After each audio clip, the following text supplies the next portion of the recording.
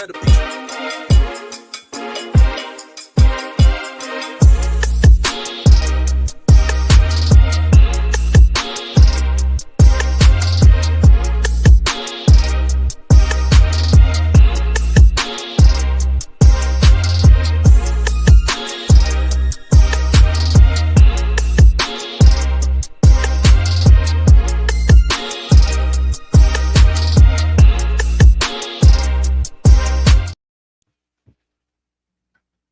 And just like that, we are back. Yeah, that worked. Now you can hear me. Don't get loud. No. This time you couldn't hear me. Now you can put hear it in me. the clip. Come on. Put it in the clip and put on your headset. Yeah. Boy, look at here. Now you can hear me. He gonna eat it. Welcome to the Tampa Bay Breakfast Club. I'm your brother John. This is Qiana. And I am being heard. Put on your headset. And this program is being brought Thank you. as part of the New Image Project at the Community Development and Training Center, aka See That. See that. And we like to thank y'all for tuning in, helping us to redefine what's cool, because smart is The new gangsta, baby. If you don't know, Now you know. Now you know. And yes, say put on your headset. And now we being heard, y'all. This Motivational Monday. What it do? What the business is? what it do, what the business is. How was y'all weekend? I had a real good weekend. I had a good weekend. So You said good. it was a good. Good. Let me see. What was Friday? Let me see if it started Friday. No, it didn't start Friday. You did, because we went to the food truck on There Friday. we go. I knew it was something Friday. We did go to They go food truck fast. on They go Friday. fast. Yeah. So Food Truck Friday. That was nice. Yeah. Food Truck Friday was amazing, man. Mm-hmm. Big shouts out to Urban League doing a food truck rally on Friday every Once a month. Yeah, once a month is the Food Truck Rally. Food Truck Friday is let me see. So they had community vibes, free food samples, local food truck, live DJ Doggy Bone, games for the kids. They had games for the kids. Yeah. They had that's One Love Magazine. Shout out to One Love Magazine with the photos. always coming through. Always coming through, man. Community resources too. So they had like workshops and They had CPA workshops if you had questions about your taxes. Man. Yeah, it was They had disaster relief information on there as well. They gave away food boxes and free turkeys. And you can go and watch the live broadcast at the Tampa Bay Breakfast Club page. So if you have an event coming up and you need us to come out and inbox us, we'll come out. We'll help talk about the event. We'll help get the people out, because for us, this is part of what we do. Absolutely. Yeah, and they had the they also have like a pilot program that they just started with the children. Where they're recording and interviewing people doing the media. So I don't know how the kids get involved in it, but if your kids are interested in something, because I know at this point it's pretty small and they're looking at growing it. That reach out to the Urban League team and see how your child could get involved if that's something that they're interested in. Absolutely. And also we want to give a shout out. Fusion 49th had first Saturday Shops, partnered with Saturday Shops. And so thank everybody who came out. It was one for the books for sure. Yes. Let me say this. I got a whole dissertation on this. Talk to me. So a lot of people don't know that St. Pete and Gulfport were sundown towns. Yeah. Right? Yeah. There's always been a little brotherly love with St. Pete and Gulfport. Let's be honest, even politically, right? Okay. And what Fusion 49th was built to do is bridge that gap. Yep. Right? So that we can have a nice business corridor for everybody on both cities. Sides. Right. And that event has been in the making for years. Yes. They've been talking about doing a market at the trolley market for maybe 5-10 years.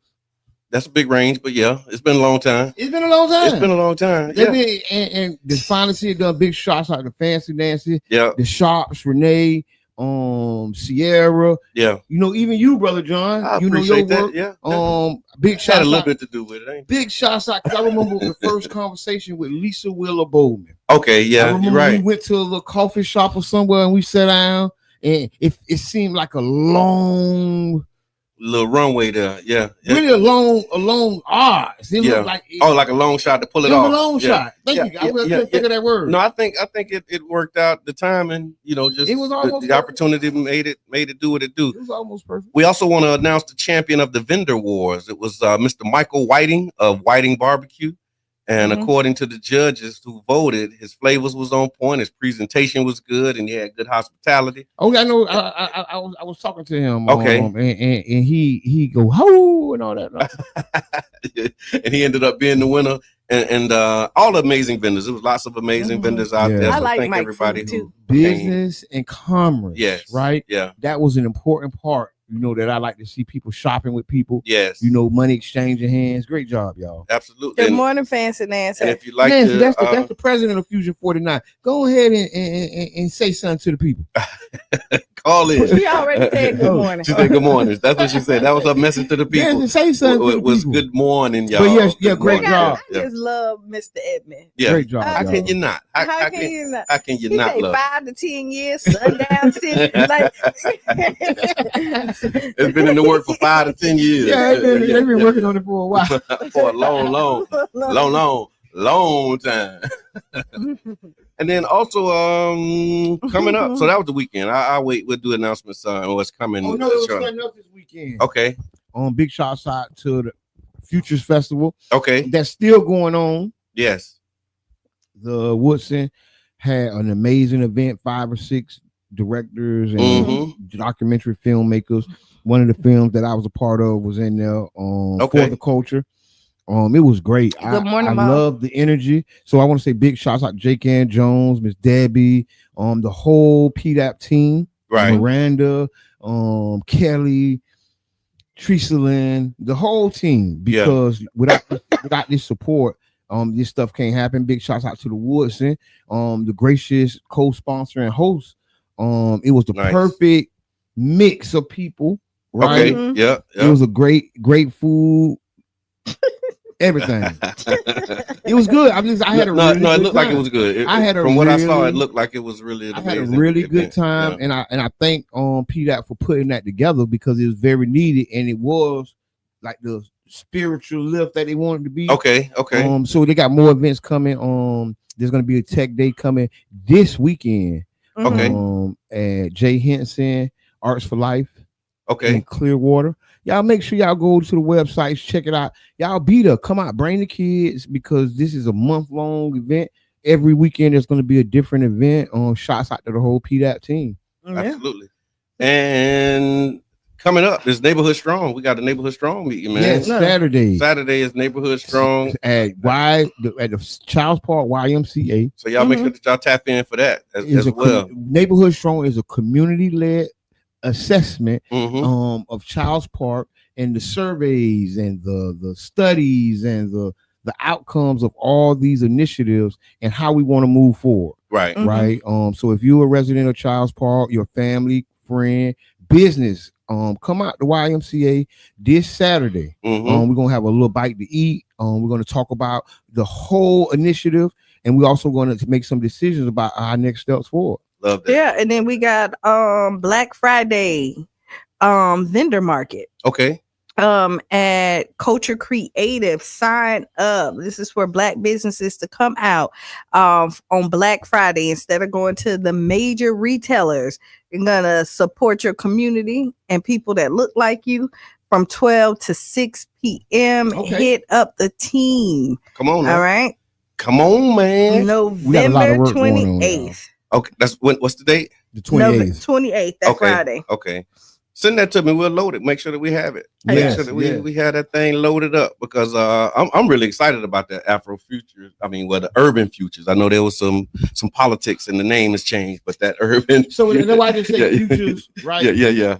Because that's gonna be nice. I think it is bigger. It's bigger than, but the most in the heart is us. Yeah. Right. Yeah. But this is where it's at. That's why we're doing events at Jay Henson in Clearwater, at the Enoch Davis Center, at the Woodson, like our locations. Everything is us. Okay. So Yeah, because I'm looking at saying exploring coding, 3D printing, robotics, drones. And that's the Comic-Con, right? That day. Oh yeah, Comic-Con is another one. Day. Yeah. Listen, we got the whole Enoch Davis Center building. Oh yeah, we finna have that thing. So we doing an Enoch Davis takeover. We taking over. Yeah, PDAP has taken over. PDAP has taken over. So bring your kids, family, friends. This is something for all ages. This is not just for children, but it's also for adults. So y'all come out and spend the time together because we're talking about tech and drones, VR. We did cryptocurrency at Child's Park. We did 3D scans. Listen, this has been amazing. They gotta have robots. Come on, bring your kids, learn something new. And then also I saw that's part of the Urban Futures Festivals. We're coming together to fight hunger and support families in need through the Gathering of Women Food Pantry Supply Drive. So all month long, starting November 1st through the 30th, the festival will be collecting food donations to help families across Tampa Bay. You can drop off canned goods, bottles, boxes of food, and any TBUFF event location throughout the month. So all of those places, all of those spaces that Mr. Edmond highlighted, that you can go to that website. Everything collected will go directly to the Gathering of Women Incorporated, and they're looking for supplies, and every little bit helps. But I think that's awesome that in addition to the resources and the information, there's going to actually be this food drive to support the Gathering of Women. Yes, giving back. And speaking of giving back, the Tampa Bay Breakfast Club is a community-based radio station. Sure enough, is. And what that means, we're grassroots. We're from the ground up. That's right. And we need your help. We need your support. We do. We already want to say thank you to all our viewers and our listeners. But we also would like to send out a hearty request. Okay. Right? Underwrite the show. Yes. We need an underwriter. We need stars. If you got stars on social media, come to the Tampa Bay Breakfast Club. Give us some of your stars. Right? Call in to the Carafesta Radio and underwrite the Tampa Bay Breakfast Club. This is Tampa Bay's premier radio show and podcast. So help us reach that goal, man. We're trying to get 5,000 stars. Help us get 5,000 stars today. Right now. Yeah, tap that start button, show your love, add your voice to the voice of those who have already done that. Or you can go to where you can go.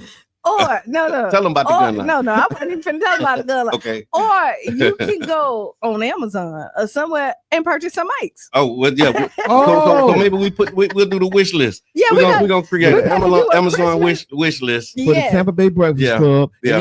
What it's gonna be is gonna be technology, promotional gear, anything that you can imagine that could help the Tampa Bay Breakfast Club be greater. That's right. We're gonna put it in our Amazon wish list. We're gonna make a wish list this year. Wow. And Charlie Funk just put it in here because Charlie Funk watched from YouTube, and so you can help us reach our YouTube goal. We're trying to get some subscriptions on YouTube as well. So we're looking to get 500 subscribers. We're on our way.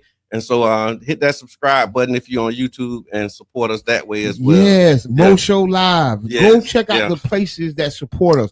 Power Plug Radio. Right? The relaunch, right? Y'all be there for this stuff. Yeah. We need y'all. We do. We do. We really do. We need y'all. And listen, we wouldn't be doing this without y'all either. That's right. Don't think that y'all ain't got a hand in this. Right on. Like, don't worry. We all got a hand. Everybody got a hand in this thing. Don't throw a rock and hide your hand. Don't do that. Do not do that. And I mean, while we ask us for support, we would be remiss if we didn't remind y'all that we are doing the drive for Jamaica. Yes. Jamaica definitely needs our support. So 99 Jams the Berg is teaming up with local partners to launch an urgent disaster relief drive for our brothers and sisters in Jamaica. We're calling on the community to come through with love and support. We always need water, of course, non-perishable food items, toiletries, what else? Baby items, medical supplies, and more items, and anything that can help, even financially, because y'all got to understand, it's people that's going to have to ship this stuff over. And we had a call that we're going to have from the island. Okay. But we're going to organize that. It might be coming next week. Big shouts out to Super Dave and all the family and friends over in the island. Prayers to them. And we just hope that we'll be able to get this message out to y'all that there is still help needed. So you can really understand what's going on the ground, man, because it's I mean, you know what recovery from a storm look like. We experienced that here. And so go ahead. And the crazy part, and we have more resources. Way more resources. We have way more resources, and you see how hard it was for us who have access to things. So just keep that in mind. Yeah, it took a year, and think it might take 10 years for them to recover. You know, I've done came to this conclusion. 10 is his number. This morning? That's the number this morning. This is good. It worked. It'll be a different number tomorrow. It feel good. That number feel good. No, you tell me it's gonna take me 10 years. I'm like, what? And then also, of course, I mean, the One Community Grocery Co-op has officially launched our membership drive, and we're on a mission to reach 300 founding member owners. Founding member owners are those who actually are like the foundation for the next level. And once we hit that milestone, we'll move into the feasibility phase and start scouting locations so we can bring this community-owned grocery store to life. Also, again, because it's community, we need you. With your support, participation, and partnership, we can continue to work to bring this vision to life. So make sure that you are subscribed, join. You can go to ocgc.coop and participate in that as well. I got one more announcement. Black Leaf, tomorrow at 6 p.m. we'll be filming a club scene for the semi-series. Directed by Debbie Yachty Garrett, co-directed by yours truly, me. Right on. And we will be at Black Leaf. So y'all come out. We'll have some free refreshments, and we want to encourage people to also come out and spend. Right, this is an economic uplift we want to give to Black Leaf, a business that a black-owned business downtown St. Pete. It's not that many, so if you could tomorrow, Tuesday. Come out 6 p.m. We're going to be at Black Leaf. We're going to have some free refreshments. Urban Drinker is going to be there giving away some things. But also we want you to come out and enjoy some free stuff. But we also want you to come be a part of the production. Hey, you never been in a movie, you never seen a movie set? Come on out. If you want to just spend a little money, you ain't really interested in the movie set, but you want to spend some money with Black Leaf, come out and support Black Leaf as a cigar company or business. It's a cigar lounge. Yes, cigar and wine lounge. Yes, downtown St. Pete. Tomorrow, Tuesday, 6 p.m. Send me the series. Also, I mean, since we talking about Black money and moving it, courtesy of King Reno and the team in the Black money movement, we also taking the mission of that boycott from boycott and protest to circulation of the Black dollar. That's what we're talking about. So on December 6th, 2025, we will launch our first cash mob, and you are invited. This is the question. What's the question, Mr. Edmond? What is a cash mob? Okay, cash mob. What is a cash mob? Yeah, cash mobs are when we intentionally take our dollars and pull our support to Black-owned businesses, spend money, boost visibility, and keep the dollar circulating where they matter the most within the community. And because the Black dollar moves, and the way we want to shift it is we want to just like take and just, I guess they would call it a love bomb, where we just going to infuse a lot of and direct a lot of flow towards the business. And this month, December's cash mob will be 727 Seafood. December 6th, all day, pull up, show love, spend some money. And do all the things, man. So speaking of cash mob and cash, let's talk about Snap. Okay, before we do that, let's do Would You Rather. Yeah, because we got let's do Would You Rather because we've been skipping Would You Rather. so let's do Would You Rather, and after Would You Rather, we're gonna do Snap. So Qiana, would you give us that Would You Rather again? I'm trying to find it and I can't seem to find. No, that's okay. Okay, I got it. Oh, you got it? Okay, because I was finna. All right, go ahead. You got it? Okay. No, I don't have it. So okay. Would You Rather, and Would You Rather is brought to you by Jerish Martin. So make sure that you support and check out Jerish Martin for all of your entertainment needs. So would you rather be the spark that ignites a powerful movement, burning bright change? Would you rather be the spark that ignites a powerful movement, burning bright, changing everything almost overnight, but fading fast? Or would you rather be the seed that takes years to grow, slow, unseen at first, but eventually transforms everything in its roots for lasting generations? So would you rather be the spark or the seed? Talk to me. What would you rather do? I want to be the seed. Okay. How did I know you was going to say that? I don't. Would you rather be the spark or the seed? Put it in the chat. Let us know. What would you rather do? Would you rather be the spark or the seed? The spark is what get it going. Yeah. And you need the spark. You need the spark. We really need some sparks. Yeah. And so would you rather be the spark that get it going, or would you rather be the seed that takes some time to grow, but it lasts a long time? Mr. Edmond, where you at with it? Would you rather be the spark or the seed? I'm the seed that sparks. And there you have it, folks. The seed that sparks. I'm the seed that sparks. Okay. So you like the bamboo? Which one of the trees that grow real fast? No, it's the bamboo that grow down first. The bamboo is the one that take the long time. And then overnight it goes to heights unimaginable. Okay. I'm the bamboo. You the bamboo? I'm the bamboo. Okay. The bamboo do grow in patches now. They grow in patches. Well, because I'd rather have like the solid foundation and it before you see it.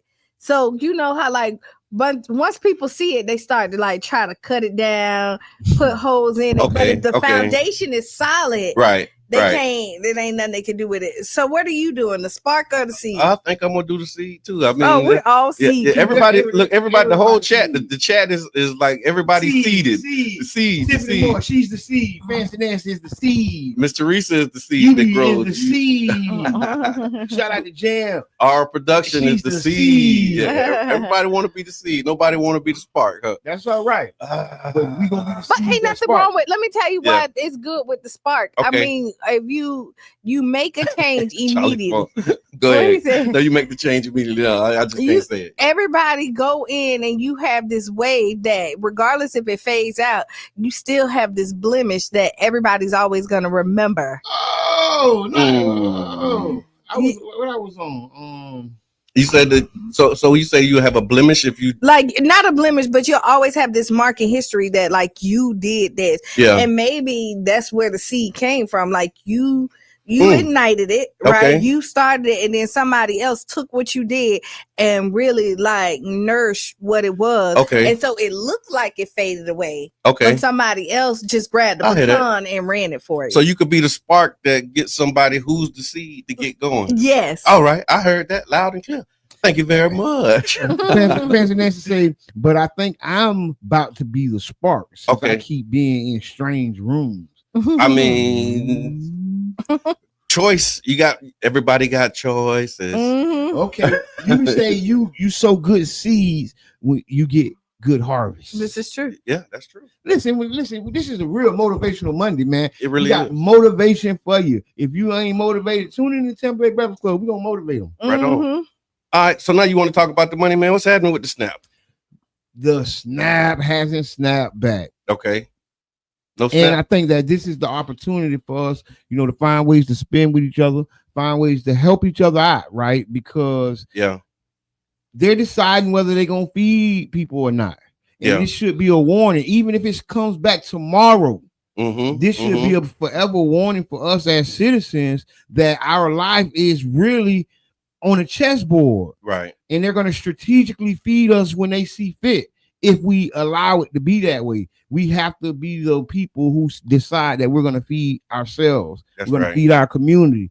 We're going to be there for each other, because the government is showing us at any given day they'll shut down and not be there for us, and that's both parties. And then what happened is, looked like I saw something that said that they opened back up and then had to shut back down. So the U.S. Department of Agriculture, under the Trump administration, has ordered states to reverse the full November SNAP payments that were issued last week following court rulings that allows food aid to continue during the government shutdown. So that means they're taking food out of people's mouth, literally. So what they said is an internal memo. It was sent out on Saturday from the USDA, and the memo basically was saying, it was from the USDA Deputy Undersecretary Patrick Penn, told state directors that any full benefits issued for November was unauthorized and must be immediately undone. So they saying that y'all paid these people and y'all wasn't supposed to pay them. Let me get that back. Let me get that back. And it's on your card so they can take it back. Yes. Several states followed earlier court orders had already loaded millions of dollars in food benefits on the SNAP cards for families. Then Justice Ketanji Brown Jackson issued an emergency Supreme Court order Friday. She froze those funds and halted the reimbursements. states like Wisconsin are now warning that they may run out of operating funds within days, while 42 million Americans remain in limbo, unsure about their November food assistance benefits. And we planning to do a huge community kitchen project out of Child's Park. Y'all stay tuned for that. We're gonna have some nutritious meals for discount, if not for $0 for family members. We working that out. So y'all just stay tuned, because we gonna help our community. Absolutely. We ain't going out like this. We already done talked about it. We just ain't finalized. We gotta figure out what the final thing gonna be. But because I see, you know, people are hungry. I got family members, like, soon as this happened, they hit me like, hey, they say the stamps ain't coming out. We need something. I'm like, dang. So put it in the chat. Let us know if you have somebody who is impacted, or you know somebody who depends on SNAP. Put a broken heart in the chat. Let's do that. Put a broken heart if you know somebody who depending on SNAP benefits. So we were talking about this because this is a hot topic. Yeah. Right. Yeah. For the people who need it, the people who abuse the system, and then is this a time to redefine the SNAP program? Okay. And and is this something like a wake-up call for people who depend on it, that can actually go and get a job or provide for their families? So you know what? You're right. It is a hot topic. So I get topics from my Facebook friends, right? Shout out to everybody who's in the inbox saying, hey, would you ask this question on your page? Would you bring, like, people actually do that. So some of those questions y'all see are not like, I didn't originate them. It's somebody was like, hey man, you need to talk about this. Yeah. And one of the things that I got last night, I was trying to figure out how to frame it, but you just kind of threw it in the air. The question was, well, I guess the topic, it wasn't really a question. It was saying something to the effect of, if he said, bring up the topic, if women knew, and it was specifically women, if women knew that they couldn't depend on SNAP and these other benefits and social programs, would they be more careful with who they lay down with?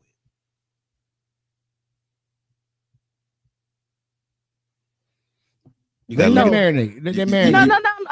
No, because it ain't marinating. I think that was steam coming out of her ears. I saw the steam. Was that steam? I don't think people having babies expecting to be on welfare. Exactly. That's the last resort. Yeah. I think there's so minimum people that's doing that. But people feel that way. People people out there having babies to get more. And welfare. So then if you feel like that's the thing. That's what they feel. They feel like that. So with that, if you felt that about the woman that's having your child, you also chose her. That's what I was thinking too. Like how the choice goes both ways. And I mean, honestly, not in people's mind. Yeah. How? Because the welfare queen is a woman. Yeah. It's not the welfare family. See, this stuff was intentionally put on us. Yeah. See, they didn't call it the welfare family. No. They call it the welfare queen because they wanted to demonize one person. Yeah. They wanted to demonize and isolate that person to be the person having babies just for welfare. Yeah. And people feel that's what it is, right? But in the reality, is more people that need those assistances than are manipulating it. Yeah, right. I would agree. And I would agree with that. And one of the things people say is, "Oh, what they got their hair done, or they got whatever." Listen, people are in right now. The pantry line. People are riding in Teslas, Lexuses, Cadillac coupes, and then ain't nobody ostracizing those people for getting their help. But if you wanted to get assistance, you need to be on a city bus. Okay. You don't need to be getting assistance if you got a Lexus. Yeah, but if you go down 18th Avenue on a Saturday morning between 9 and 12, go to 22nd Street, you ride that line. Shout out to Crown. Crown did a drive-by, and he was showing the people who was in them cars and the types of cars that was in the line getting that food assistance. And it was people who, I mean, I don't know what their situations was, but they was not on city buses, and they was riding pretty decent. I think well, it's 8:00. Yeah. Right. So we can talk more about it on the break. Yeah, we can talk about it after the break. We'll come back. Yeah. We'll talk about it. And we're gonna continue this the SNAP benefits. Yes, put it in the chat, man. What the SNAP going on? Okay, so another thing, real quick, before we take the break too, here's something that I was reading, right? They talk about engagement. And so we're really pushing engagement. So y'all don't just watch. If you watching, say something, add a comment, put something in there, like something, because I guess when you put something in the chat, it move us through and people can find us. So y'all put something in the chat. Let us know what's going on. If you know somebody who's been affected by SNAP benefits, and share. Yeah, like, share, and help us get to where we are trying to go. So yeah, we'll be back 6-7 minutes after the hour, and yeah, boy.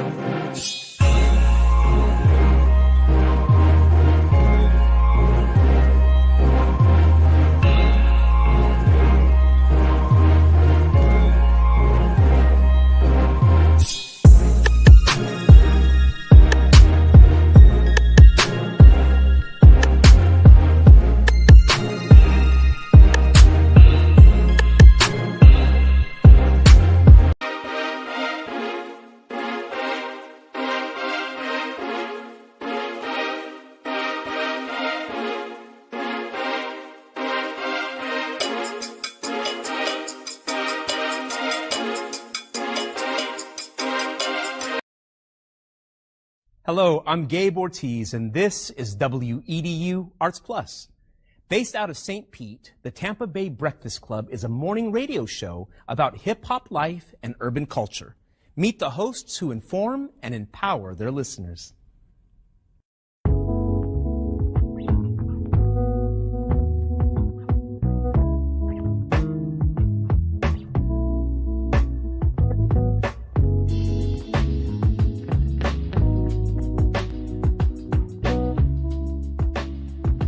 I'm Jabbar Edman. I go by Mr. Edman. My role, I'm a host and I'm co-founder. My name is Brother John Muhammad, Your Brother John, YourBrotherJohn.com.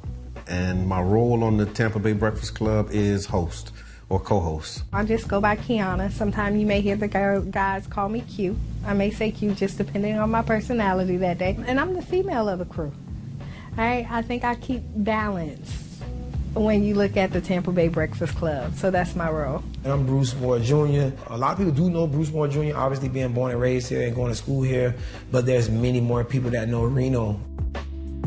St. Pete is small, and so the good things and bad things that come with a small city, you know, everybody knowing each other, of course, would be one of the pluses. My neighbors were not only just my neighbors, they became my family. Trying to put that back now, like really getting back to a place where we know our neighbors and we look out for each other. There was a St. Pete that existed, you know, south of Central, and then there was another St. Pete that existed north of Central and downtown. It was a struggle then, and I think it's still, you know, somewhat a struggle for Black people in the city of St. Pete. Even with every step of progress we make, it's still a struggle to, implement that progress. Did y'all hear about the weed college, the first cannabis college In Orlando. Talk to him, Sean Soprano. No, yeah, I've been looking at it. This is serious, y'all. Over a year ago. If you got the charges, go and get the degrees, King. You got years of experience, man. It ain't like you come into a classroom with no data. Elon Musk said that a drug dealer knows how to manage and run a business better. I can't believe that. The real facts, man. I'm all about education. But what I'm saying is that we carry this industry on our backs. The way we started the Tampa Bay Breakfast Club, Jabbar approached me about what could we do, how can we do something together, and then an opportunity to promote Amendment 4.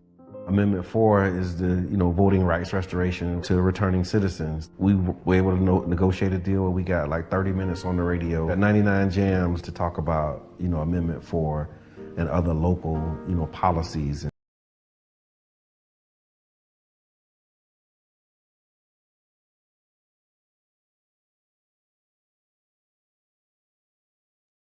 The future is bleak and uncertain. Given our current situation, things remain as they are. Truce, no truce. We do not see a truce. And just like that, we are back. We are back. We are back. And we black. Oh, yeah. And proud. And all that stuff. Well, some of us, because we got some copper. Yes, and some people are natives to this country. Yeah, but that don't mean you ain't black. They Chickasaw Indians. Yeah. What is? Chickasaw. Thank y'all for coming back. The Tampa Bay Breakfast Club. I'm your brother John. We got Qiana with steam coming out of her ears, and Mr. Edmond doing what he do best. Thank y'all for tuning in, man. We really appreciate it. It's Motivational Monday. The weather's changing. Yeah. Yes, it is. I'm gonna tell you, good moment, right? Yeah. And I realized because y'all can't really see my face. Yeah. Right. Y'all really can't. Not for real. No, and it's really rare that y'all do, especially when I'm out here. So it's really good when we're out and people be like, "Oh, that is that's right. That's like right. I get that all the time. And they'll listen to my voice and they be like, "You on the radio." Right. So yeah. Somebody came up to us at the food truck. They was like, "Is that you?" Yeah. That is you. That's what that is you. That was her. That let y'all know. Yeah, we need to be out the more. We really do. We need to be out the more events. Yeah, y'all need to have us come to your parties. Yeah, come to your bar mitzvahs. We will. Right? We will show up. I set up. But I got an experience that. Parties and bar mitzvahs. Yeah, parties and other things. Yeah, community events. And one thing I do that we get all the time, they love the information that we give. Yeah. They love that we hear that. We really do. So thank y'all to y'all because that motivates us to get up every morning when it's time to do this shit. Especially when legends, when legends like come up to you and be like, "Hey, like legendary Ivan Summers." I met Ivan Summers. We did. Yeah, that's our Marielle dad. Oh, he said his daughter is one of the directors. Ivan Summers, Mario Summers. Come on. Yeah, you ain't connect that dot. Yeah. I thought that's what it was, and I thought that, but I'm glad you just said it because when he said Summers, I'm like, okay. Yeah. And I asked him, I said, what brings you out tonight? And he said, I'm just supporting my daughter. She's one of the directors at Urban League. So yeah. And he came up and he was like, hey, I love what y'all doing. I catch it when I can, but boop, boop, bye, bye. Y'all give good information. They did an interview. Yeah. Once you go to the Tampa Bay Breakfast Club page and watch the live interview, big shouts out to the Urban League. Big shouts out to everything, the Food Truck Friday. Yeah. Mm-hmm. Yeah. And so I saw this. So congratulations are in order for Rock and Roll Hall of Fame inductees. Yes, go ahead. Go ahead. Okay, so Rock and Roll Hall of Fame inductees class, I think it's 2026. Salt and Pepper was inducted. Salt and Pepper's here, and you in the mix. Okay, go ahead. You kind of messed that up a little bit, though. Okay. Salt and Pepper. Right. Yeah. Okay. Run it back. We'll run it back. But they're trailblazing hip hop queens who broke barriers for women in rap and made hits like Push It and Shoot. The whole world going on. And then Outkast. Them are guys. I was really happy about Outkast. Yeah, I like Outkast. I really like Outkast. I'm an ATLian at heart, but my family is from the Mac town, and I feel like I grew up with them. Okay, absolutely. I grew up with them too. I feel like I grew up with them. Yeah. I posted the manifesto just in case those who don't know what an Outkast is. Oh yeah, we met them in California BET Awards. Okay, at Epic party. So Epic, because you know Qiana was signed to Epic. Okay. And so they did a big party, Big Boy, Outkast, everybody was in the building. Wow. So big shots out. Q is a celebrity in her own right. And got her own fan base. I just want y'all to know that. Yeah. She is the truth. And you know what? On our social medias, we got to put radio personalities. Okay. Oh yeah, because we just that's where it's at now. We the ish. We are there. Did they do who's that? So we talking about we left talking about Snap. And we got a lot of comments, and I'm gonna try to just read through a few. Okay. Wait, did you finish the Hall of Fame? I did not. Yeah, let him finish the Hall of Fame because I was gonna say something about Snap. Okay. But I was gonna let him finish this first, and then we'll hop right back on there and go. Okay, got it. And so again, big congratulations. So Salt and Pepper, Outkast, Cyndi Lauper from Girls Just Want to Have Fun, Chubby Checker, who taught the world how to twist. They were all honored for shaping music, culture, and identity. So let us know, y'all, what's your favorite song from one of these legends? What's your favorite Salt and Pepper song? Put it in the chat. Let us know what's your favorite Outkast song. Let us know if you're rocking with Outkast. And if so, what's your favorite song? Put it in the chat. Outkast changed everything. Yeah, it South did. got something to say. I want to say something about Chubby Checker. Okay, go ahead. It's been a long time coming. Yeah. And Chubby Checker has a St. Pete connection many don't know. Okay. The Tropicana Dome, the Thunderdome was open to a Chubby Checker concert. Really? You know, I had no idea. See, people don't know the connection. Yeah. You said, but why was their music shut down on all streaming platforms while they're being inducted? Okay, so I'm glad you said that. No, Salt and Pepper, I saw the speech. They were saying that they are fighting for their masters right now. It's over 40 years, and you know, after a certain point, your masters come back to you. Yeah. And they said that they're in a battle and a fight for their masters. And so, like, the legal stuff is happening. Because Herbie Lovebug, they say, had the worst contracts in rap. That he got from some old mafia-like people. Okay. Where when you sign once, you sign everything over. But he signed them to the he signed because he was up there with them taking the props. He signed them, and then you know how it goes. He sells the contract. Okay. And now he's not in the equation, and you sold it to Jive or right, and they was jiving. Jive was jiving. But yeah, Mr. Teresa, that's what I saw. I saw a clip. I actually went to the Rock and Roll Hall of Fame page, and I was trying to find some of them speeches, man. And one of the clips that they had was of Salt and Pepper saying how they still in a battle right now for their masters, and until they work that out, I guess that their music is not available on any of these streaming platforms.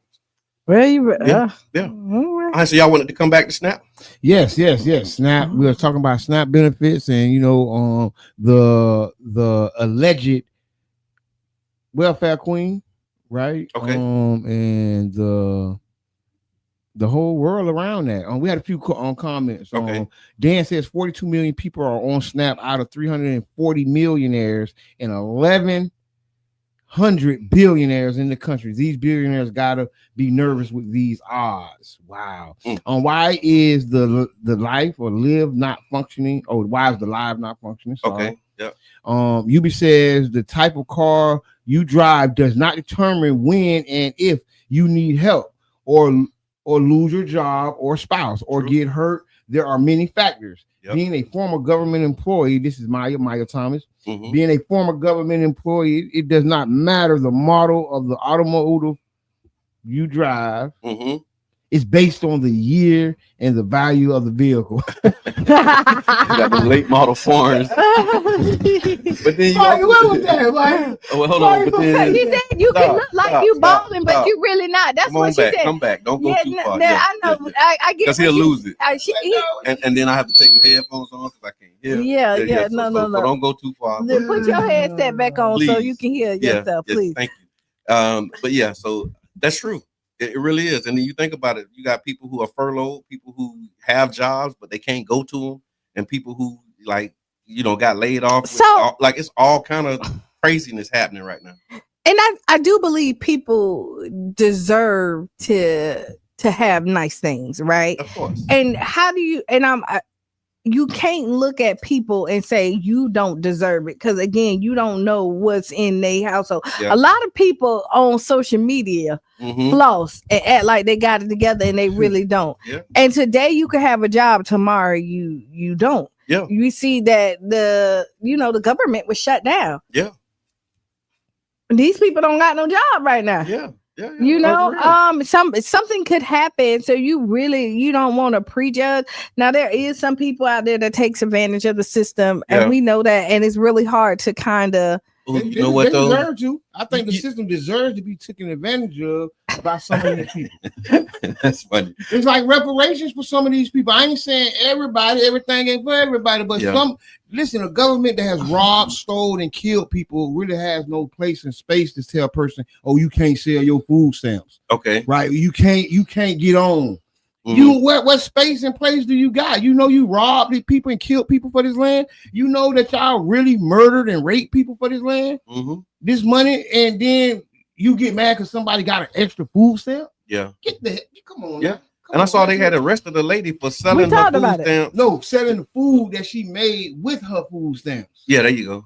She was baking. Y'all she was baking cakes. She was baking cakes. Yeah, she was making a profit. She was flipping her stamps by selling food. Right. And we should allow that. We should, that she can eventually get off of food. We should allow that. Hello, the prodigal son. Yeah, it's in the Bible. You know, like I said, I don't know if she listening to us, but your cousin, your neighbors bought that stuff. They can't prove what you use the cook that stuff with. Like, is it a tag on that flour that said it was used to do this? Yeah, come on, no.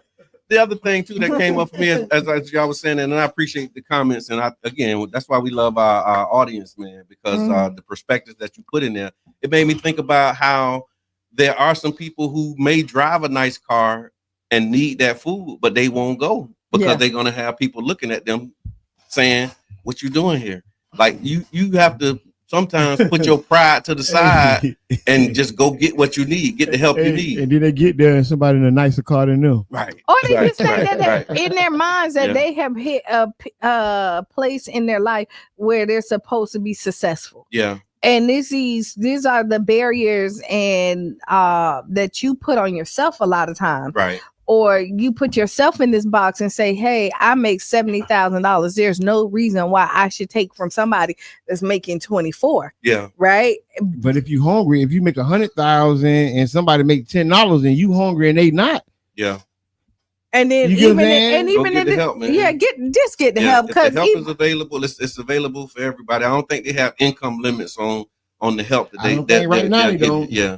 And so if you need the help, make sure that you go get it. Let's stay in that wave then. In that vein, I did see that there was a tentative deal in the Senate that aimed to reopen the government for this record-long shutdown. They said that some funding may resume for certain agencies through January, but there's no immediate guarantee that critical health insurance subsidies, basically the Obamacare Act, will be extended. States that already issued food aid benefits under the court order may now face problems with reimbursements.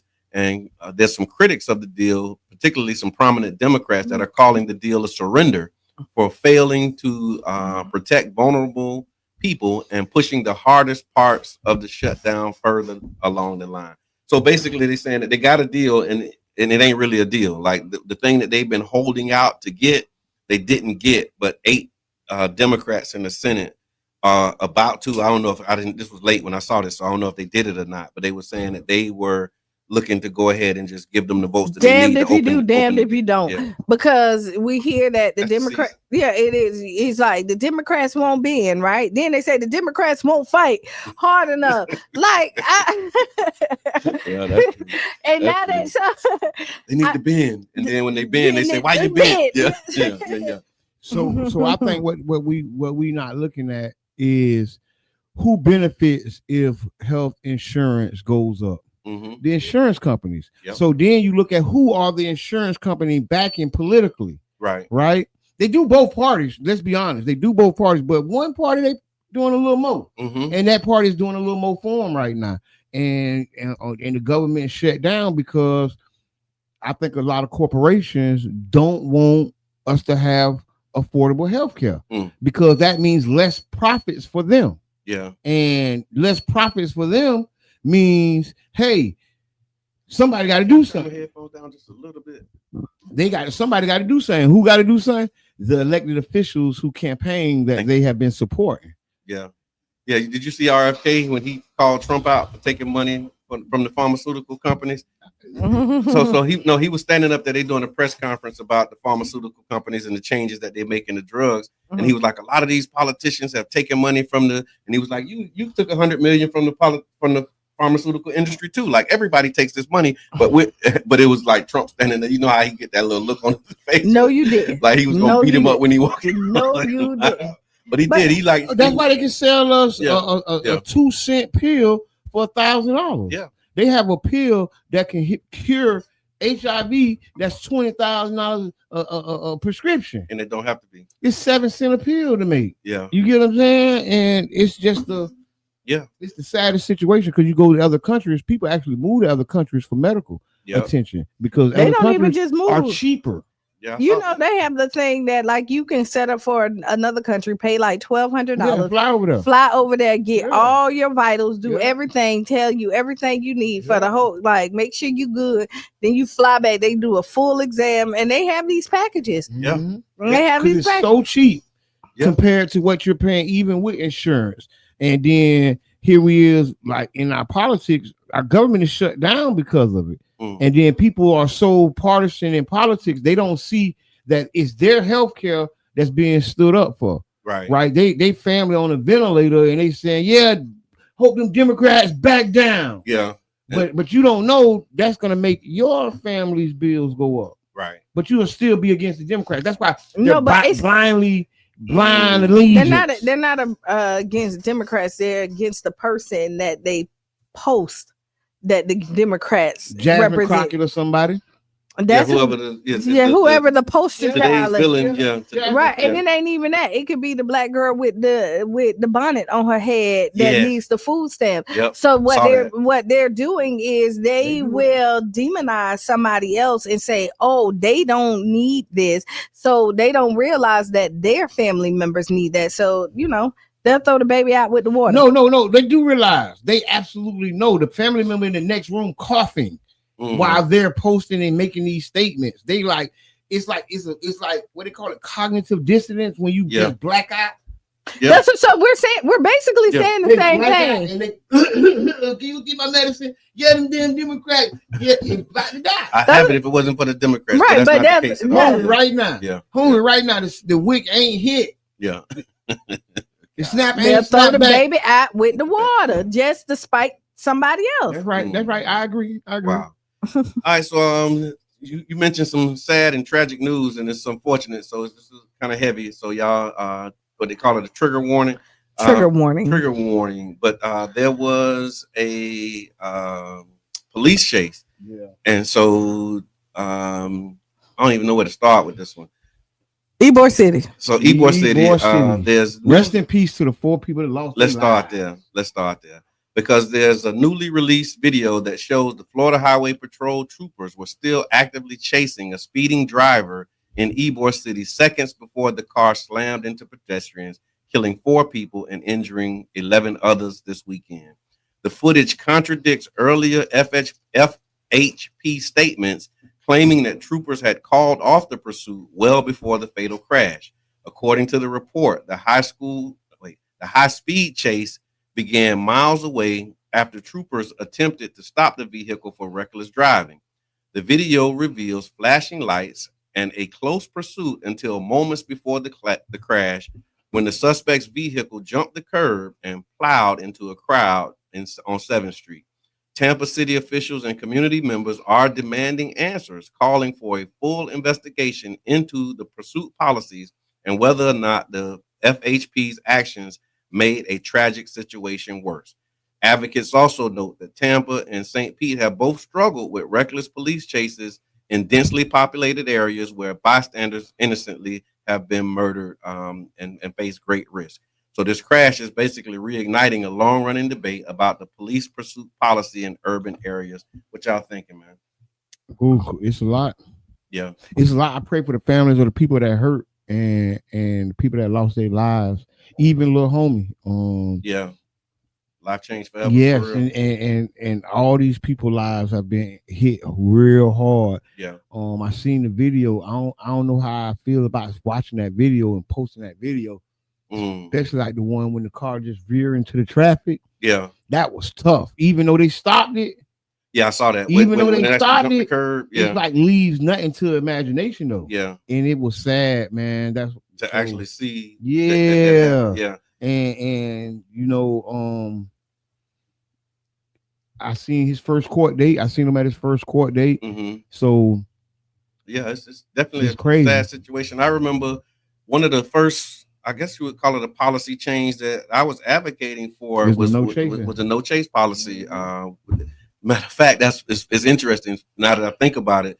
That was we were advocating for the change in the policy. After the girl had died right there on 15th and 40th. Yes. Yes, at the tree. Yeah, it was that, and then there was a car that flipped over on 40th and like 11th and ran into a house. So it was like a series of chases that happened that ended in accidents. And so we started organizing around what the chase policy would be. I remember we had a meeting with the NAACP. I think Kurt Donnelly might have been the president at the time. And this was like 2011. It actually became a campaign issue where we were asking if you were elected, would you change the chase policy? Yeah, and that was a Foster and Kreisman. Yeah. And it was just you know they ended up changing the policy because again they said it was something that was nonviolent. And now you done turned it into something. Yeah, violent. you live to fight another day. Like let them go. You know what I'm saying? And then the Florida State Patrol coming out saying one thing, and then people, these what you call it, online detectives, you know, digging up some other facts about it. You can see it, contradicting what they're saying, and that also highlights another problem. Yeah, right. Yeah, how easily they lie. That's a problem for real. And honestly, you know, the pit maneuvers and all that, right? Like, was it worth it? We know it wasn't worth it for the driver, the family, and the people that hurt. But was it worth it for law enforcement?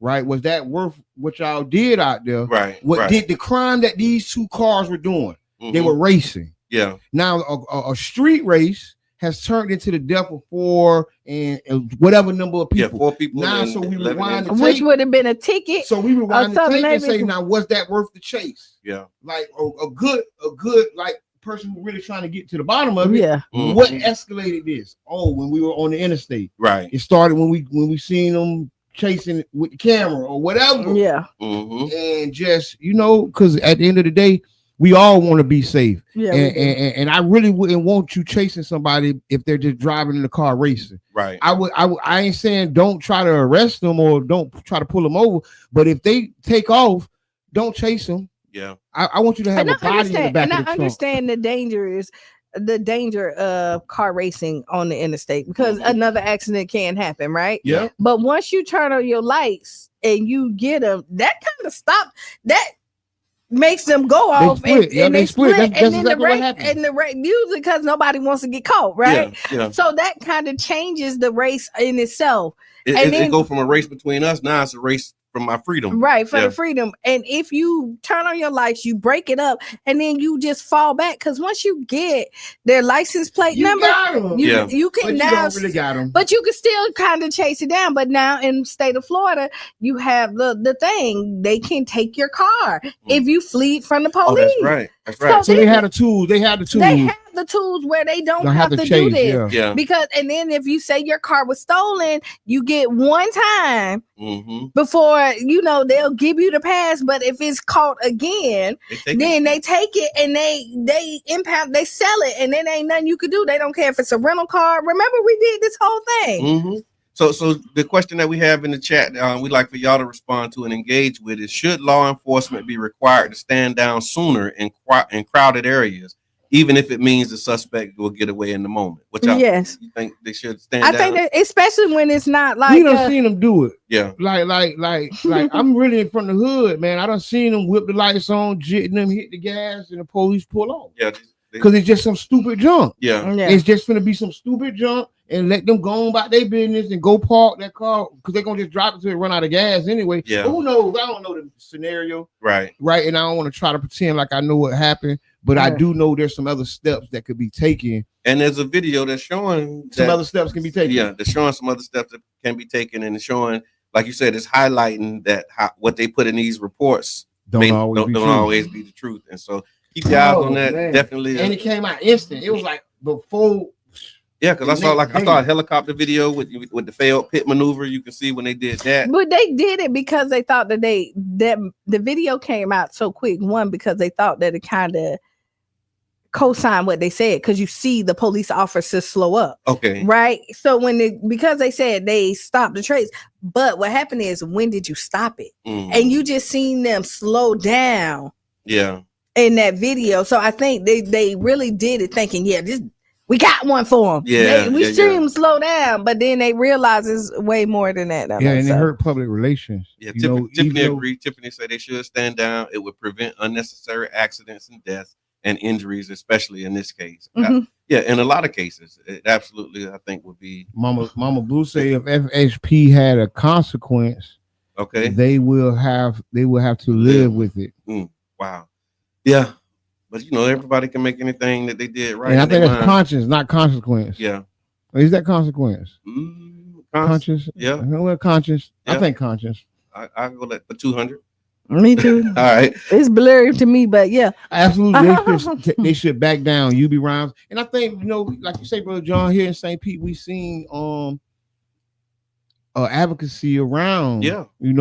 That was one of my first things. That's when they made me the president. We put together a meeting with the police and the community, and we was asking them questions about the policy, best practices, what could be done. And then after that meeting, that's when they was like, "You are president." I'm like, "What?" They was like, "Yeah, you are president. You gonna whatever you we'll support you." Traffic stops and stuff like that shouldn't be chasing. This particular policy is the policy that got me into this mess. Like when they say, "Oh, I'm pulling them over for a broken tail light," you shouldn't be able to chase him. Yeah. Oh, we pulling him over because he's speeding. Yeah. If he ain't going 10 100 miles over the speed limit, I don't think we need to be chasing him into residential and business districts. Yeah. I mean, if we going if you already going 100. And just think, if you go to chase him, they veer off on the neighborhood. He's like, you already going 100. Let it go. Let them go. Let them go. Just get them. Just like they get everybody else for them running the red light. They got cameras. Like they got cameras. I hear that. There's ways. There's other ways. Definitely ways. They have tracking. I watched the case with Julio Fulio, and they license plate tracked that girl all the way back to Gainesville. So it's tools, and her phone did, and her messages. And they were taking pictures of the tag. Yeah. And through every little whatever the tag tracker. Right. It's a tag tracker they got.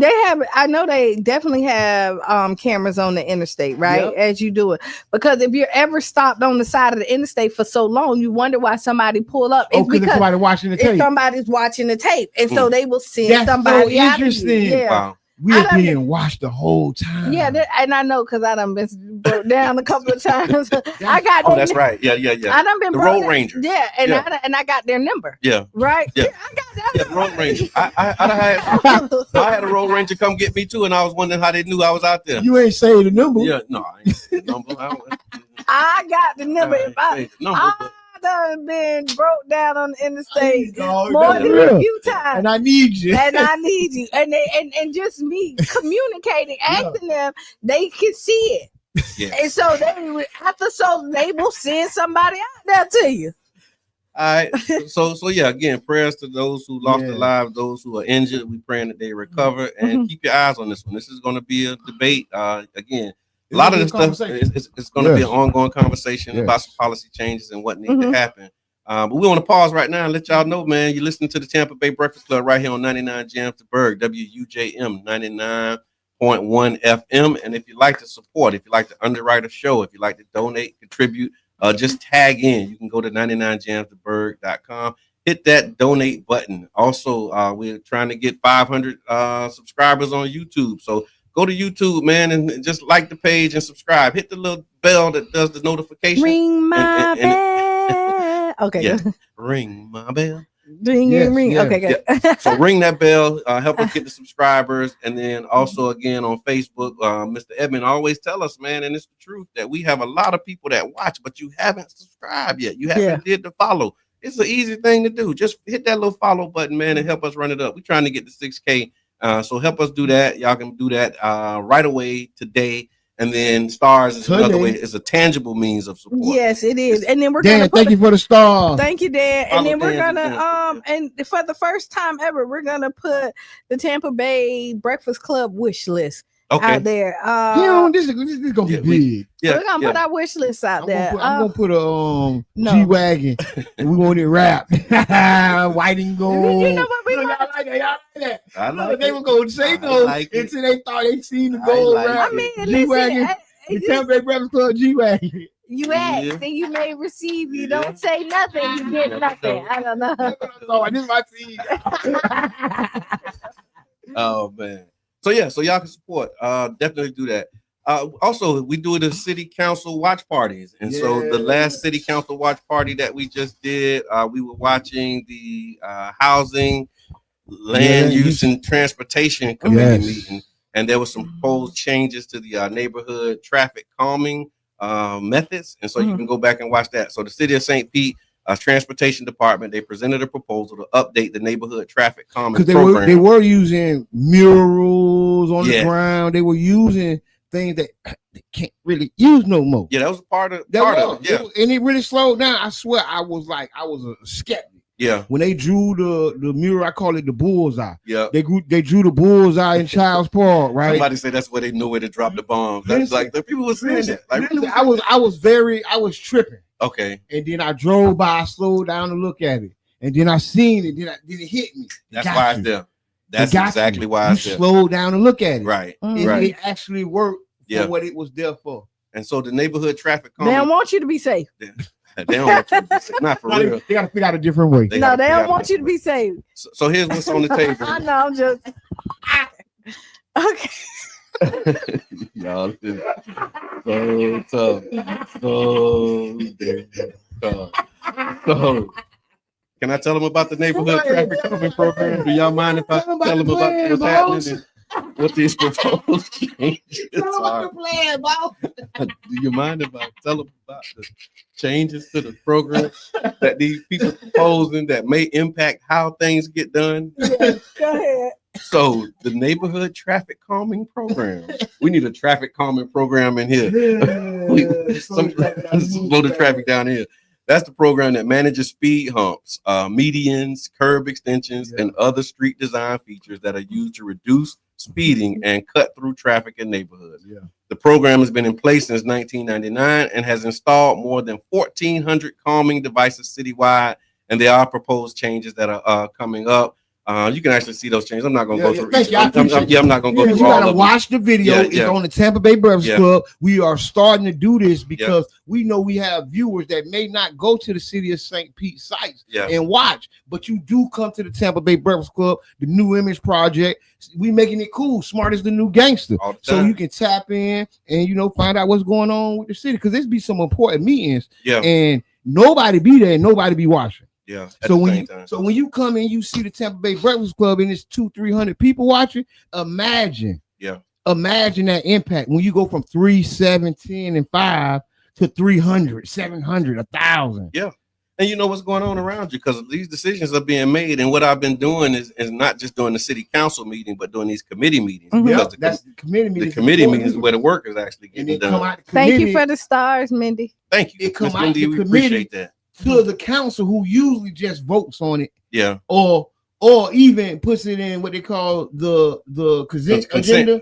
Yeah. And then they really don't even talk about it. Yeah. But it came out of that committee where all the talk and all the work happened at. Right. Mm-hmm. And so y'all check it out. Go back to we're doing city council watch parties. You can catch that one. I think it was another one on another topic. Oh, the economic and workforce development was the topic. Mm-hmm. And I'm actually getting ready to do the CRA. So we did a CRA South St. Pete Community Redevelopment Area. Mm-hmm. Citizen Advisory Committee meeting was last week. We're gonna replay that. Yeah, we're gonna replay that as a part of this week's City Council watch party. Thank you, y'all man. make sure that y'all thank you for the work y'all doing, man. Big shouts out to the policy partners. Yes. Yeah, and everybody. Man, listen, everybody who's doing something good. Man. Okay, so no, what else you got? Because we got topics. Go ahead. What you got? I was just gonna say, I want to find out more about this unsolicited proposal for the Tropicana field. Okay. I ain't hearing enough conversations. I ain't heard enough. I don't want to. No. I don't want to talk about it because you could have went in there and heard everything in there, and then you could have been the one. That's the problem. See, no, that's why I ain't go. No, so I didn't have to be the one to come and explain everything to everybody. But you're not finna put that on me. Wait. I'm not gonna be that guy. I'm gonna be the community leader that brings the community with me. I ain't gonna be the community leader that stand up by myself and make decisions for people. That ain't what I'm doing. Ain't nobody, Jabbar. First of all, ain't nobody asked you to make the nobody. Some people did. No. Some people did. Nobody did. I met one of my Facebook friends nobody told who I you to go make through a the lot of back and forth with. Okay. And she came and whispered in my ear and said, "We can't be mad about somebody else stuff. We ain't got nothing to do with this." I said, "Ain't got nothing to do with what? What? Historic gas the plant? Whole wrong thing. No. I think you might be deflecting a little bit. You really are. You're like you're going because see you. So listen, no, you really did. Yeah. And I'm gonna tell you. Let me tell you. Because we don't have guilt is a terrible thing. Oh man, you gonna do him like that? You gonna do him like that? Because guilt is a terrible thing. Because what you saying? He knew he should have went. Yeah. But no. Because he did have a reaction. It did. Yeah, you did kind of. When she said like that, bro, you did kind of act like a. I did. Okay, I did. You did kind of go. But this is what Yeah. And what I was trying to say is that you wouldn't have had to wait to hear what happened in the meeting. We would have all heard it. Somebody had to be. Wait. I did. So you got to report back from what happened in the meeting. So what we're reported. He said he don't want to be the one. No, but the report back was now it's third party. He said no. But this is the whole. What they said. They said they came from the meeting and they're asking for a pause on the development to slow down and do some other things. And from the angle that they were. So the community members who met. Is that what you're saying? This was the outcome of that meeting? Hold on, I'm finna get to the nuts and bolts. You be saying hit dog or holler. Well, you was. He did turn all the way up. He turned all the way up. All right. So why you getting that? Don't worry about it. Don't worry about it. No, we'll get the full report back because I think it's important that we do, get some of the outcomes and takeaways from that meeting. Right. And for those who don't know what we're referring to, Jabbar, myself, and some others were invited to a community meeting that was hosted by I think the Sierra Club and the Innovation Group. I don't have it in front of me, and I don't like to do that, but we gonna do that now. I appreciate it. But it was like it was a group of people they invited. I think that in the email it said it would be like 30 community leaders, and voices from the community coming together to talk about the historic gas plant. They wanted to talk about like clean energy, how you honor the past, and there was a couple of other points that they were discussing. And then we had a conversation on air about whether or not to go. I couldn't go. Right. Not sure if I would have went. I probably would have went if I didn't have something scheduled. Because Madam President from the co-op and one of the board members of the co-op was organizing it, and so supporting that. I might have went if I could have. The co-op people ain't called me, so they chose the wrong person to reach out to me. Okay. So if they would have reached out, I probably would have went. I would have looked at it different. Okay. But in light of I didn't go, I wouldn't go. Yeah. Because in my mindset, it's so important for us to really bring the community in on these discussions. Yeah. We can't be small. So what's when you say that, what do you mean? Because if you got 30, the top would be a referendum. The top would be the referendum, and the bottom is a 30-person meeting. So anywhere in between, I can figure it out. We can figure it out. Either a referendum citywide, but the 30, if the bottom is the 30, that's the bottom. That's an entry point. And if that's the least you can do, then you do that. I don't think I'm entering that. I'm not entering on this. Okay. This is the third, fourth time round. Yeah. I've been to small group meetings on this issue. Yeah. And I feel that those meetings turned out to be silent consent. Okay. Right. And I just didn't feel that then. Okay. And since I'm like, it's deja vu, it's happening again. So I know, okay, I'm not gonna go to that meeting. So what do you say to the people who say, well, if you're not in the meeting and you're not at the table, then you're on the menu? I think they are thinking about it wrong. Okay. Because if you're not at the table, you're not at the meeting, that means you're not at the table, you're not at the meeting. Okay. That doesn't automatically put you on the menu. But you not being there is not going to stop what's happening. And you being there don't stop nothing. Actually, it does. And let me tell you, I've seen you stop things. We were in meetings where I've seen you turn it around. Do I need to highlight an example? This is what I'm saying. I see them. I remember we was in a meeting that if we were not there, the whole movement would not have happened. And I will tell you, I've seen where there have been meetings. And it was how many people was in that room? It was probably about 30, 40. No, I'm just joking when I say maybe about 40 people in that meeting. Because everybody had something to say. It got to you. You said something, and it changed the whole direction of the policy and the way they engage. And so that's that's flipping the pancake on. Yeah, you know what I mean? Because I've seen you go in a meeting and make a difference with your voice. Okay. You know what I'm saying? And then on top of that, you spark the conversations with the community. Yeah. When we're part of we did not do the whole seminar and at Sun City. The Sunshine Center. Yeah. You rubbing off on you. Yeah. You let him rub off. Yes, I did. Just rename the building. I did. But I will say we did the community conversation. And a lot of people came out. They did. It was a nice, well-attended meeting. And I mean, because we're in some of these meetings, even though we're able to bring back and make change, they started a whole nother podcast to the rebuttal everything we were saying at one point. Like, you know what I mean? So your participation matters. So I'm a little disgruntled. Yeah. I'm a little disgruntled. Yeah. But I hear y'all. Y'all right. I hear you. Our participation matters. Yeah. And then I think being in that, because Carrie, thank you for that. She says referendum, like screaming. I said referendum. Screaming it. Yeah. That's the top of the tree. That's what we're looking for. And I think that's what it needs. I need a referendum, man. They did a referendum for the pavilion. Yeah. You get what I'm saying? They did an Albert Whitted referendum. They did a pavilion. Pier, vote on the pier. What's the referendum? They made it a pavilion. That's what you call it. Yeah, okay. I'm saying the pier. You call it the pavilion. Okay, I hear you. I see what you did. Pier Park. Pavilion Park. Pier Park. I'm just joking. It is a big I had no idea. I'm thinking it was a thing for real. Yeah. And that's why I said, and they did the pier too. But we both saying the same thing in jest. Here's a comment. Carrie says, city administration employees, now previous employees, sent text to other employees criticizing residents in attendance at CRA meetings. I know. I said I know a couple names that was in the messages. But I ain't even get no starving care. Care for to get you going. No starving care. And have you in some mess. We'll come back Wednesday. Wednesday I do it. I do it Wednesday morning. Okay, I hear that.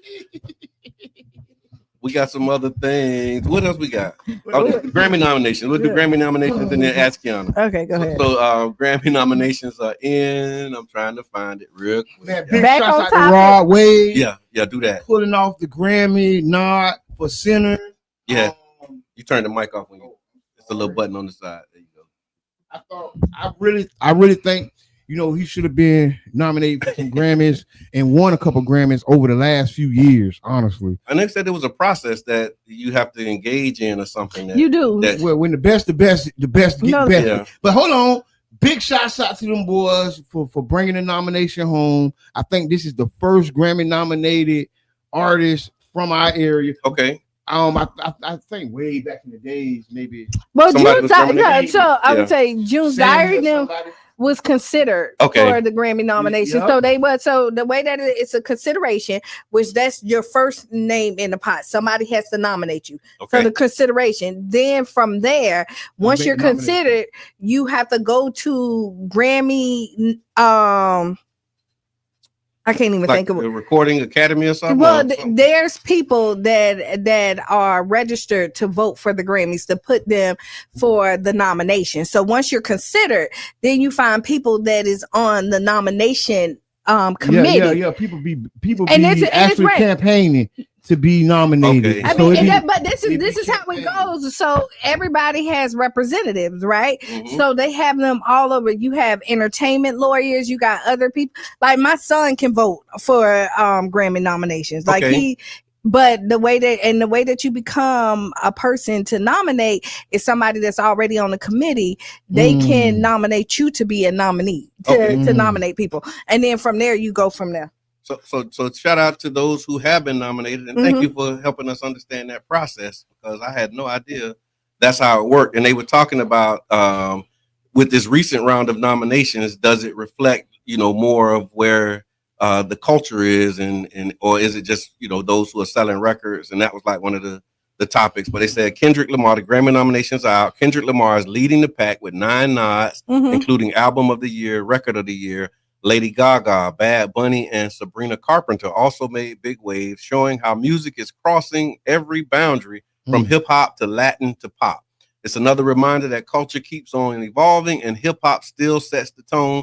So the question that we have is, do you think that the Grammys still reflect what's really happening in the culture, or is this just what's I don't think the Grammys never really reflect it. The Grammys now reflect the industry.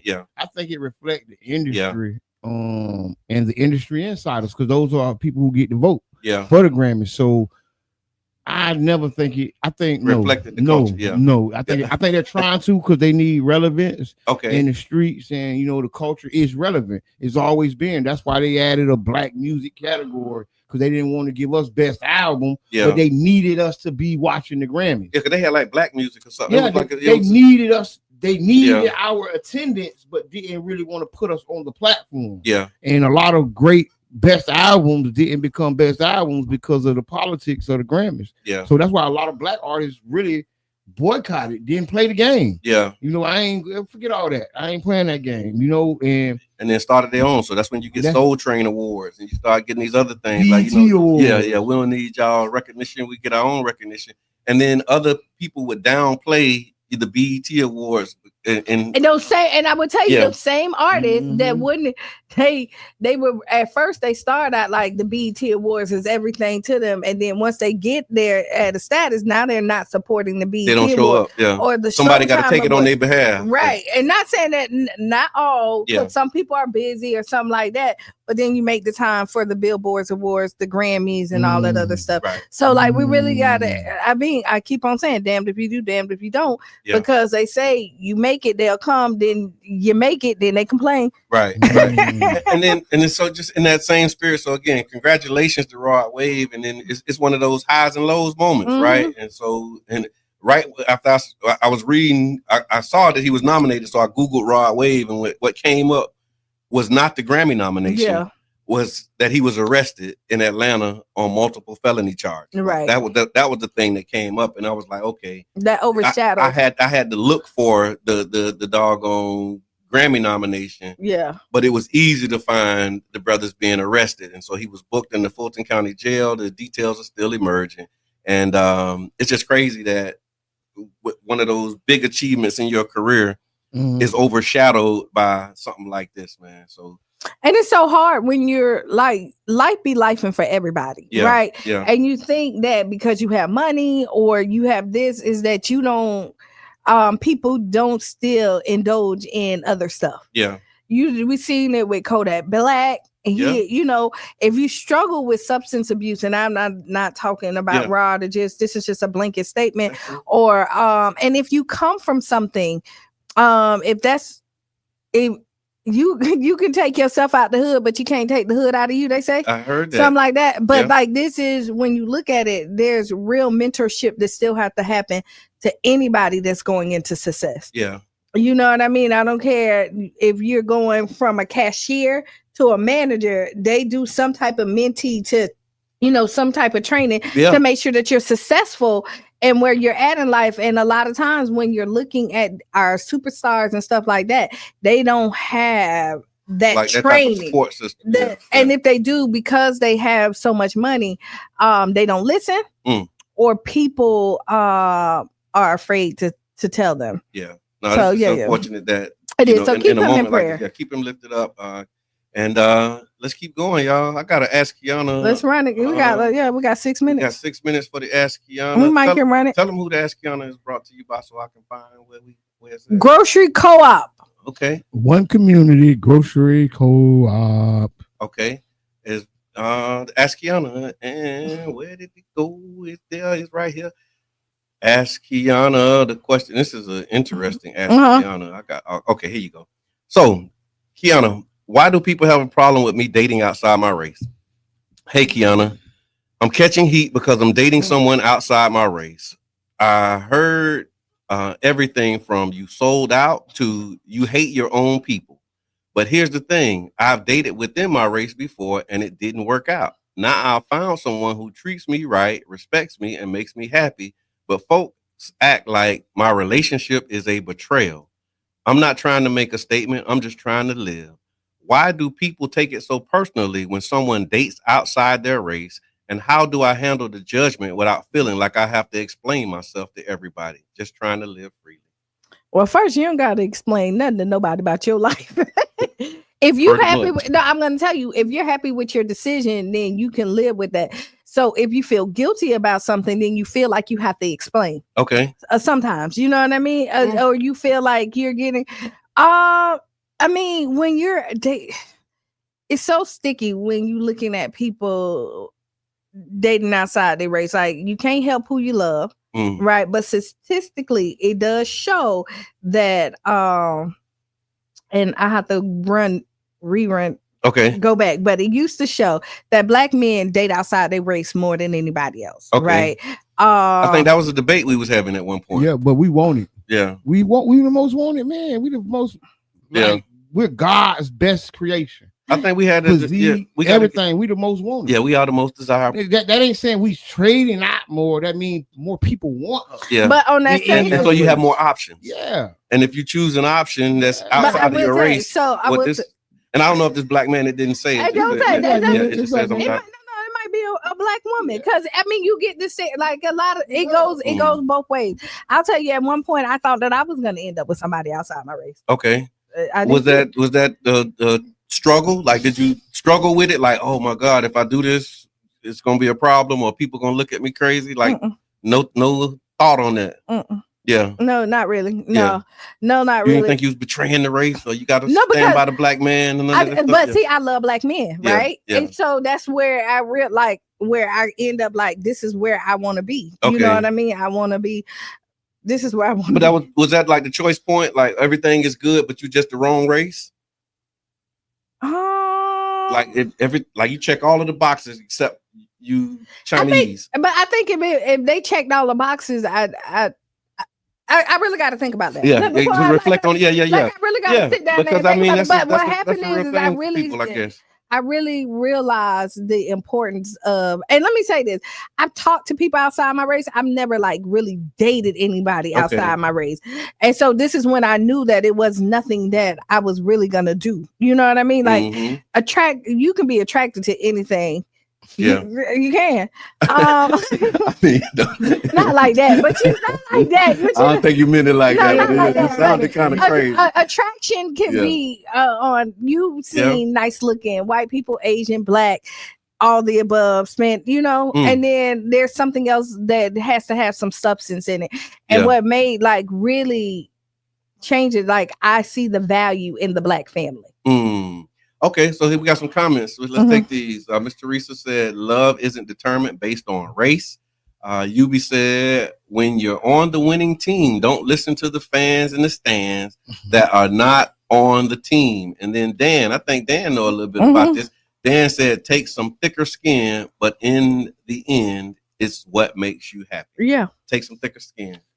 So yeah, toughen up, I guess. Huh? I mean, if it's your choice, it's your choice, and it's not up to anybody else to make you comfortable with your choice. Right. So that's what I have to say. If that's your choice, you just live by it and rock with it. Absolutely, stand on business. Well, thank you for that, and thank you for sending in the Ask Qiana question. Again, Ask Qiana is brought to you by the One Community Grocery Co-op, OCGC.coop. So in the time we got left, I just want to remind you that the 2025 Tampa Bay Urban Futures Festival is happening all month long from November 1st through November 30th, bringing together art, technology, community, innovation across St. Pete, Clearwater, and Tampa. This year's festival features free community tech days, creative workshops, and panel discussions, plus the first ever Tampa Bay Urban Futures Comic-Con. Here's what's coming up. Free community tech day in St. Pete and Clearwater. Learn app coding with FEF Code Masters. You can try some 3D printing, robots, AI art, and mini drones. Experience virtual reality goggles, games, hands-on tech for youth. And the Comic-Con is going to be live. There's also some panels, presentations, workshops throughout the month. You can enjoy the events and learn more about the history and empowerment series. And all of this is available. The full details and registration information is at tbuffest.com. We'll put it in the chat as well. And if you want to follow them, you can follow at Pinellas Diaspora Arts Project on social media. What y'all got? Anything? Sister Hughes. Make you lose your shoes. Shout all around the house. This has been an amazing morning. I hope y'all was inspired. I'm feeling good. This has been your brother John. Qiana. And I'm the one and only Mr. Edmund. And we out. Bing, bing.